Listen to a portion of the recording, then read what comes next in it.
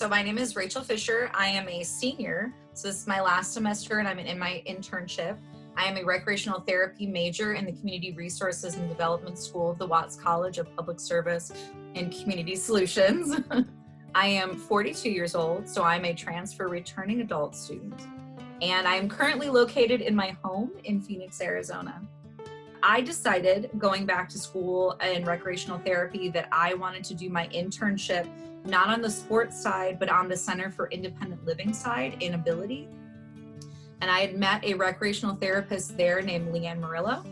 And Leanne also has a disability. She is in a wheelchair. She's a physical disability. I myself, I am visually impaired and have been since I was young. So I wanted to work with another recreational therapist that knew what it was like to use their limitations to actually work for them.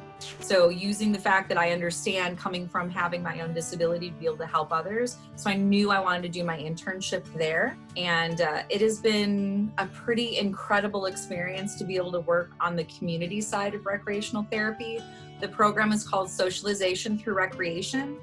It's a program that's developed for consumers that need to work on just socializing and getting out and relearning leisure and the importance of leisure and the importance of recreation to improve your quality of life and just building those skills. So a lot of my internship has been helping them to build those skills and what those skills are.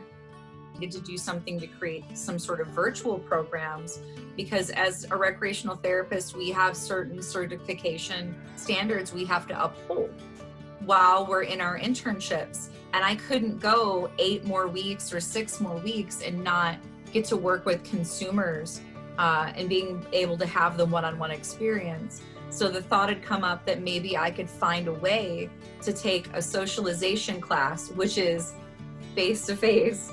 Socializing is a face-to-face program, and take that virtually and what that was going to mean. I had to sit down and really think, what are they thinking about? What maybe don't they understand? Some consumers might have cognitive disabilities or developmental disabilities. What would that mean for them not understanding what COVID-19 is? And how do I find a way to help them learn, to teach them and give them a safe space? And we just started very basic. We made it like a town hall. So the very beginning of the meeting was, what are your concerns? What are you worried about? How are you handling it? What do you want to talk about? And giving this wonderful, just open forum for them to share what their concerns were, what their fears were. Some of them were just terrified. We work with a vulnerable population who a lot of them are immunosuppressed or compromised. So just talking to them and letting them air what those fears were. And then we get into whatever the core topics were. And I taught them everything. So we did leisure education, why leisure is important, the difference between leisure and recreation. We talked about all of these things as it pertains to being stuck at home and socially distancing. How do we still recreate and leisure and socialize while we're at home? A main underlining message of all of the classes that I've taught since going virtual has been the importance of peer support. This population, they come to class, that's their socialization, and then they go home. So accessibility just means opening up an environment, a program, to where everyone has the same ability to access it. I look at what are the accommodations, what would we need to do to allow everyone who wants to participate to be able to participate. And that's inclusion, because accessibility is inclusion.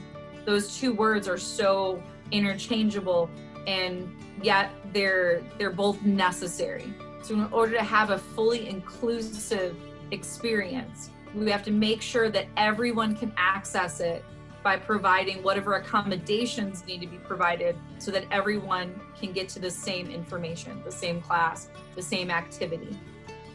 If you wake up every day and you think of 10 things that you're grateful for, by the end of the week, you have 70 things that you're grateful for.